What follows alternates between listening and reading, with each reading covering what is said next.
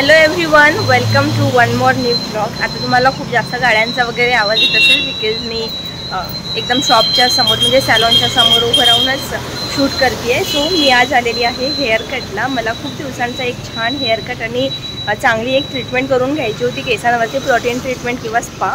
तर ते आता बघते आतमध्ये जाऊन काय करायचं आहे and I will share with you that. पण त्याआधी मला तुम्हाला दाखवायचं होतं की माझे आत्ता हेअर्स बघून घ्या आणि नंतर ट्रान्सफॉर्मेशन नंतर कसे दिसतात ते सुद्धा मी तुम्हाला दाखवणार आहे। तर stay tune with me. So चला आता आतमध्ये।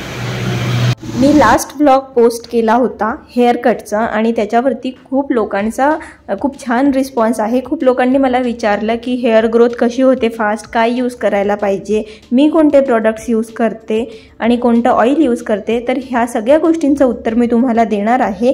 तुम्ही व्हिडिओ शेवटपर्यंत बघा।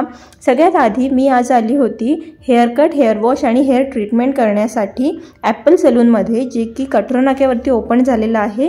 त्यांची नवीन ब्रांच ओपन झाली होती ही। तर इथे थोडं डिस्काउंट सुरू होतं म्हणून मग मी इथे आली होती। जेव्हा मी यांच्याकडे अपॉइंटमेंट घ्यायला आली तेव्हा इथे त्यांनी माझी हेअर चेक केले आणि सांगितलं की खूप जास्त ड्राय आहे। ते खरंच आहे की माझे हेअर खूप जास्त ड्राय झाले होते आणि एक आपण प्रोटीन ट्रीटमेंट करूयात असं जेव्हा ते मला म्हणाले तर आय वॉज लाईक की मला कुठलीही ट्रीटमेंट करायची नाही आहे, कारण माझे हेअर्स खूप जास्त खराब ट्रीटमेंटनीच झाले आहे। याच्या आधी मी स्मूथनिंग केली होती पण त्यांनी म्हटलं की नाही आपण व्यवस्थित करू।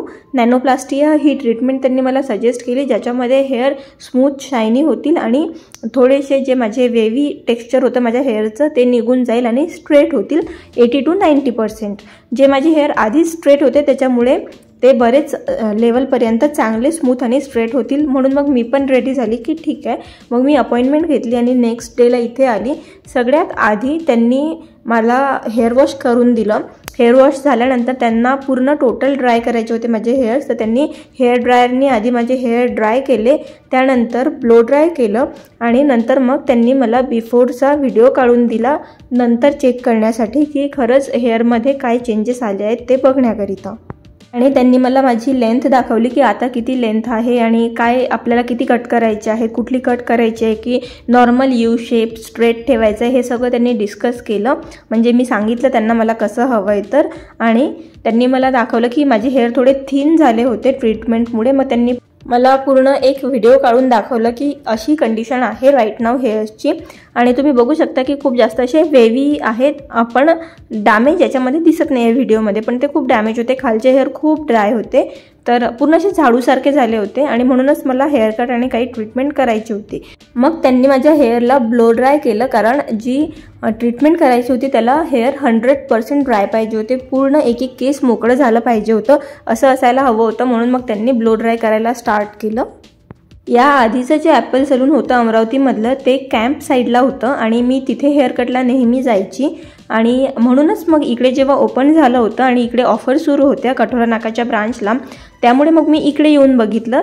पण इकडचं मला बिलकुल आवडलेलं नाही आहे, कारण त्यांनी माझ्या हेअरसोबत काय प्रॉब्लेम झाला तो मी तुम्हाला पुढे सांगते। व्यवस्थित केलं नाही त्यांनी आणि जे रिझल्ट 1 वर्ष राहायला पाहिजे असं त्यांनी मला सांगितलं होतं की ॲटलिस्ट 1 year राहील, तो 10 दिवसही टिकला नाही आणि मी लगेच 2-3 दिवसमध्येच माझे हेअर खराब व्हायला सुरुवात झाली होती। तर मी त्यांच्याकडे आली पण होती परत, पण त्यांनी काही त्याच्यावरती ॲक्शन घेतली नाही। त्यांनी हेअर वॉश केल्यानंतर ड्राय केल्यानंतर मग क्रीम ॲप्लिकेशन स्टार्ट केलं आणि आता या पद्धतीने ते क्रीम ॲप्लिकेशन करतायत। मी या आधी जेव्हा स्मूथनिंग केली होती त्याच्यामुळे थोडा ड्रायनेस माझ्या केसांमध्ये वाढला होता आणि आता जिथे ते क्रीम लावतायत ना इथे थोडासा बेंड तयार झाला होता ऑल ओव्हर हेअरमध्ये।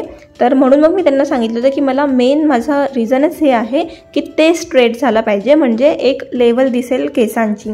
तर त्याच्यासाठीच मी करत होते ही ट्रीटमेंट, पण त्यांनी रिझॉल्व्ह झालं नाही हे मी तुम्हाला आधीच सांगत आहे आणि त्याच्यासाठीच मी यांच्याकडे परत पण आली होती, पण त्यांनी काहीही त्याच्यावरती ॲक्शन घेतलेली नाही।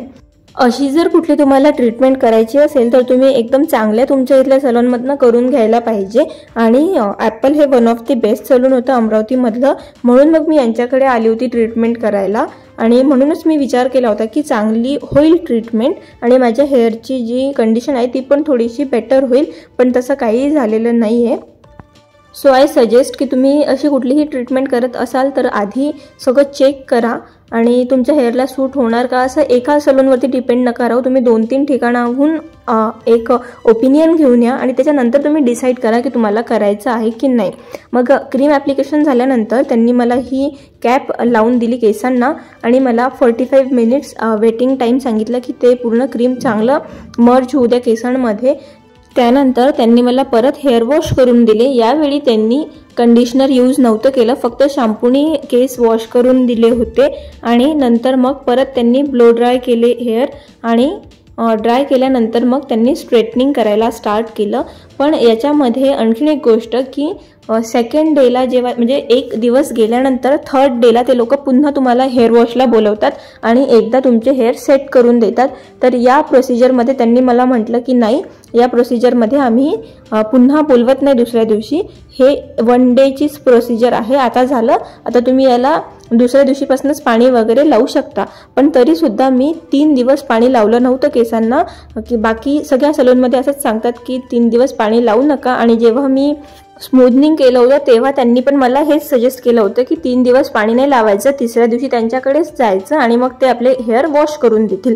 पण इथे त्यांनी तसं नाही म्हटलं आणि मी यांच्याकडे केराटिन करायला गेली होती, पण त्यांनी मला ही नॅनोप्लास्टिया सजेस्ट केली होती ट्रीटमेंट की तुम्ही ही करा, ही जास्त बेटर आहे आणि याच्यावरती ऑफ पण सुरू आहे. म्हणून मग मी विचार केला की ठीक आहे, ते सजेस्ट करतात म्हणजे काहीतरी चांगलं सजेस्ट करत असतील, पण असं नसतं. मग तेव्हाच्या तेव्हा तर माझे हेअर्स खूप छान दिसले, असं नाही की काही शाईन नाही आली वगैरे, छान शाईन होती. शाईन 15-20 दिवस राहिली, पण त्याच्यानंतर पूर्णच केस डल झाले. आणि त्याच्या आधी म्हणजे लगेच तिसऱ्याच दिवशी जो बेंड होता माझा तो बिलकुल गेला नव्हता. आणि जेव्हा मी त्यांच्याकडे परत गेली कंप्लेंट करायला तर तेव्हा त्यांनी मला आन्सर दिलं की हे तर नॉर्मल आहे, हे तुमचं होऊन जाईल. तुम्ही काय करा की जेव्हा तुम्ही हेअर वॉश करणार ना तेव्हा तुम्ही एकदा ब्लो ड्राय करून घेत जा केस. तर हे काही त्याच्यावरचं सोल्युशन नसतं. आय मीन रोज रोज कोण ब्लो ड्राय करतं. तर हे मला बिलकुल त्यांचं आन्सर पटलं नव्हतं. माझी हेअर तुम्ही बघू शकता आता की लेंथ पण बघू शकता की किती जास्त आहे, एवढीच लेंथ होती, लेंथमध्ये काहीही वाढ झालेली नाही आहे स्टार्टिंग. आणि हे बघा तुम्ही, आणि सेम हेअर माझे फक्त स्ट्रेट झालेले आहेत, थोडी शाईन ॲड झालेली आहे, बाकी याच्यामध्ये काहीही त्यांनी डिफरंट केलेलं नाही आहे. आता मी खूप हॅपी होती की खूप छान केस झाले वगैरे, पण ते टिकले नाही म्हणून मग मला त्यांचं आवडलं नाही. हा होता माझा एक्सपिरियन्स ॲपल सलूनसोबत आणि मी परत तेव्हापासून कधीही ॲपल सलूनमध्ये गेलेली नाही आहे. ही माझी हेअर ग्रोथ आहे लास्ट इयरची आणि यांनी माझे केस एवढे खराब केल्यामुळेच मी एवढी मोठी स्टेप घेतली की यावर्षी मी पूर्ण माझे जे केस आहेत ते पूर्ण शॉर्ट केले. तो जर व्हिडिओ तुम्ही बघितला नसेल तर मी लिंक देते डिस्क्रिप्शन बॉक्समध्ये आणि इथे वरती डोक्यावर सुद्धा तुम्ही तो व्हिडिओ बघा. Thank you so much for watching. आणि कुणालाही अमरावतीमध्ये ॲपल सलूनमध्ये जायचं असेल तर एकदा तुम्ही विचार करा की तुम्ही जायला पाहिजे की नाही.